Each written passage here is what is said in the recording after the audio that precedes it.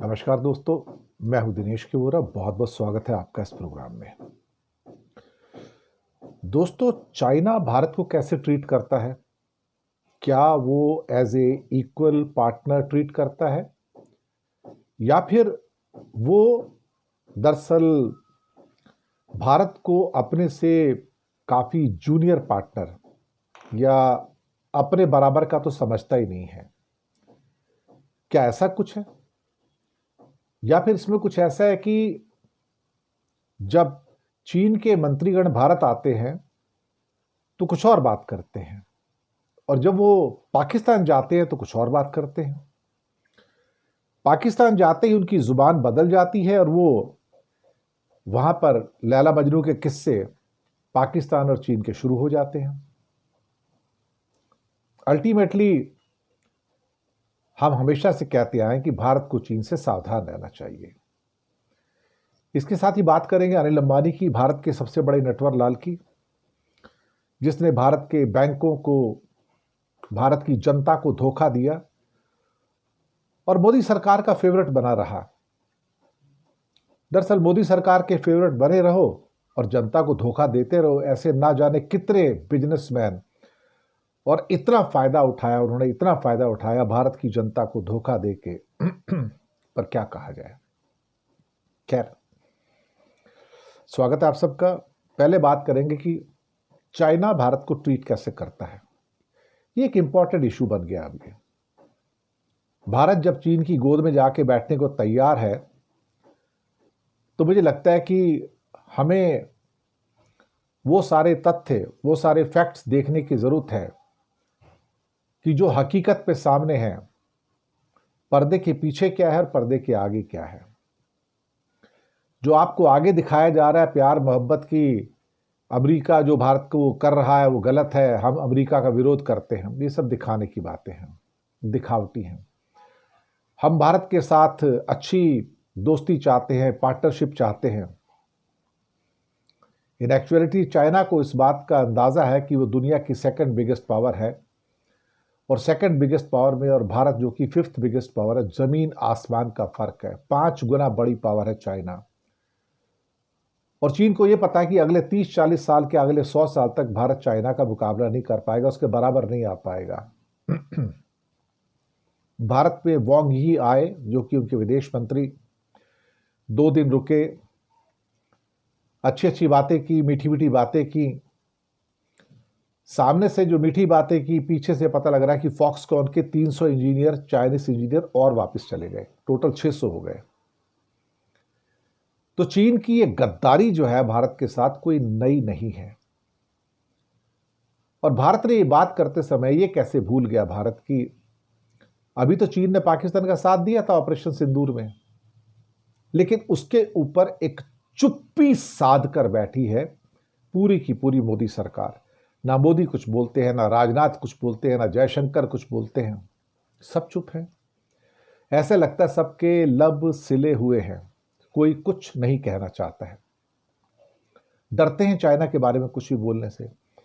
America के बारे में थोड़ी थोड़ी जुबान खुली है, लेकिन चाइना के बारे में तो लब सिले हुए हैं, कुछ भी नहीं कहते हैं। वांग यी यहां से निकले तो काबुल चले गए, वहां पे पाकिस्तान के साथ और काबुल के साथ ट्राइलेटरल किया, बड़े बड़े वादे किए ट्राइलेटरल के अंदर। सीपेक एक्सटेंशन की बात की, वो तो पहले भी हो चुकी है, अब शायद ये लागू होने जा रही है।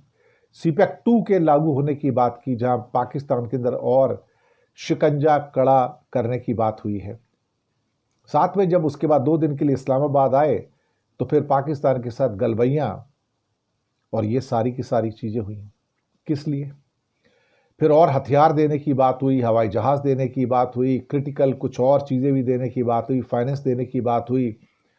और फिर से वही लैला मजनू के किस्से, हमारी दोस्ती आसमान से ऊंची समंदर से गहरी।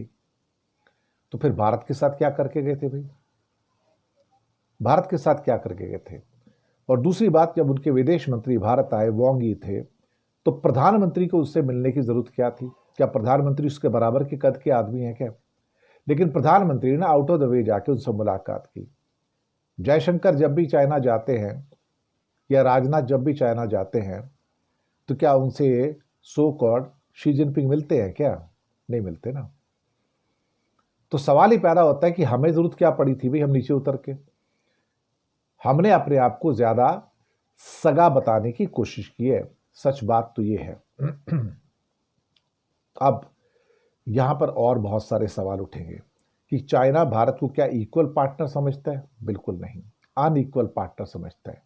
चाइना ये समझता है कि भारत कोई कंपटीशन ही नहीं है और भारत अगर थोड़ा सा उठने की कोशिश करे तो उसको दबा दिया जाए, क्योंकि उसे भारत की नस का पता है कि भारत मिलिटरली भी कमजोर है, इकोनॉमिकली भी कमजोर है, टेक्नोलॉजी कली तो है ही नहीं, जीरो है बिल्कुल चाइना के सामने, टिकता ही नहीं कहीं पर, मतलब स्टार्टर भी नहीं है।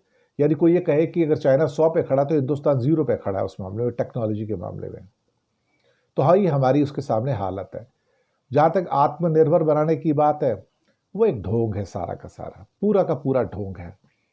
क्योंकि मोदी जी तो नक से लेके शिक तक सारा का सारा तो चाइना का माल इस्तेमाल करते हैं।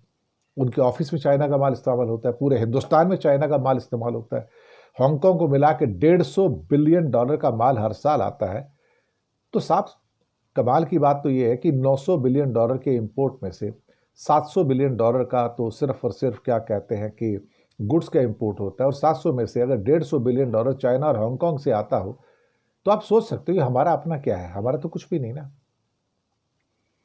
लेकिन ये सोच रहा है कि चाइना हमको इक्वल पार्टनर के तौर पर हमारे सामने आ जाएगा, माफ कीजिएगा, ये कभी नहीं होगा। चाइना की नज़र में एक जूनियर पार्टनर ही है। एक तरह से क्या कहे कि चाइना समझता है कि जो इंडिया थोड़ा बहुत उठ रहा है ऊपर, उसको भी दबा दिया जाए ताकि उसके उठने के चांस खत्म हो जाए। इसके बाद आते हैं हिंदुस्तान के सबसे बड़े नटवर लाल अनिल अंबानी पर। पहले भी बहुत सारी रेड हुई, ईडी की, सीबीआई की, अब फिर से रेड हुई है काफी सारी, बड़ा हल्ला हो रहा है। बस रेड ही होती हैं, ये रेड का खेल चल रहा है यहां पर। दुनिया को दिखाओ, देखो मैं अंबानी के कितने खिलाफ हूं, गिरफ्तारी नहीं होती। अनिल अंबानी की गिरफ्तारी नहीं होती क्योंकि वो मोदी जी के खास हैं। राफेल का ऑफसेट जो डील थी सारी अरबों रुपए की, करोड़ों की नहीं, अरबों रुपए की, किसको मिली थी? अनिल अंबानी को। सबसे पहले किसने कहा था कि जब मोदी जी मुख्यमंत्री थे कि उन्हें भारत का प्रधानमंत्री होना चाहिए? अनिल अंबानी। और कौन था? अनिल अंबानी की बैंक्रप्सी, दिवालियापन, लंदन की कोर्ट में जाकर कहता है कि मेरे पास तो अपना कुछ है ही नहीं, गाड़ी भी नहीं है, खाने को नहीं, मेरी तो बीवी जो मेरे को गाड़ी देती है, जो उसका ड्राइवर देती है, उसी में जाता हूँ, मेरे पास तो कुछ भी नहीं, मेरा तो एसेट नाम की चीज़ नहीं है। जबकि वर्ली के अंदर करोड़ों नहीं अरबों की संपत्ति इनकी है, पूरी बिल्डिंग इनकी है 10 माले की, जिसमें ये पूरा परिवार रहता है। इतनी सारी कंपनियां, रिलायंस कॉम जो था 40,000 करोड़ पूरी बैंक्रप्सी पे चले गए, सारे पैसे अंदर घुस गए, कुछ वापसी नहीं हुई उसमें से। 40,000 करोड़ बैंकों के चले गए, वो हमारे और आपके पैसे थे। लेकिन ये आदमी गिरफ्तार नहीं होता साहब, इसे जेल नहीं भेजा जाता। मैं तो कहता हूं इसकी पूरी फैमिली को उठाकर जेल भेजाना चाहिए ताकि हिंदुस्तान को थोड़ा सा चैन की सांस मिले। He is declared as the biggest fraud of India by SBI, और अब बैंक ऑफ इंडिया ने भी उसको धोखाधड़ी वाले अकाउंट घोषित किए, यानी कि फ्रॉड है ये। इतने फ्रॉड होने के बावजूद भी ये आदमी गिरफ्तार ही नहीं होता। पता नहीं मोदी जी का क्या इसके ऊपर एक वरद हस्त है साहब कि कुछ भी हो जाए, इसे हजारों करोड़ के लोन मिलते रहे मिलते रहे मिलते रहे, इसने एक पैसा किसी का वापस नहीं किया।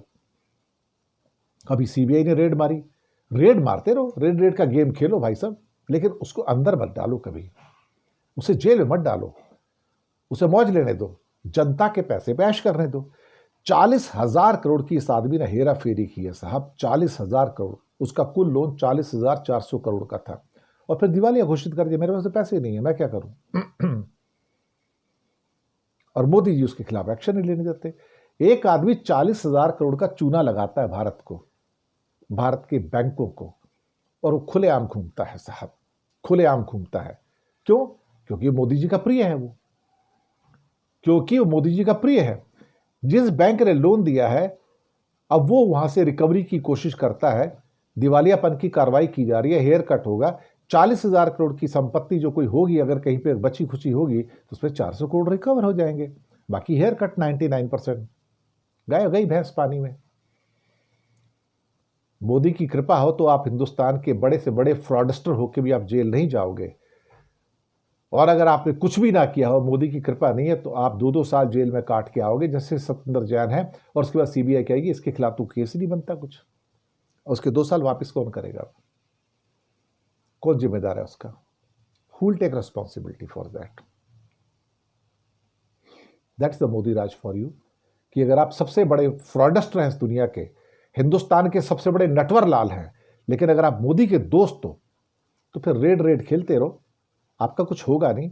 ना ही केस कोई अदालत में जाएगा, ना ही आपके खिलाफ कार्रवाई होगी, ना ही आपको गिरफ्तार किया जाएगा। ये सच है इस देश का कि लूटने वाले इस देश को लूट के चले गए, और उस लूटने वाले जो है वो सब मोदी के वरद हस्त के नीचे सब कुछ हो रहा है, और कोई कुछ नहीं कर पा रहा है, कोई कुछ नहीं कर पा रहा है। शुक्रिया।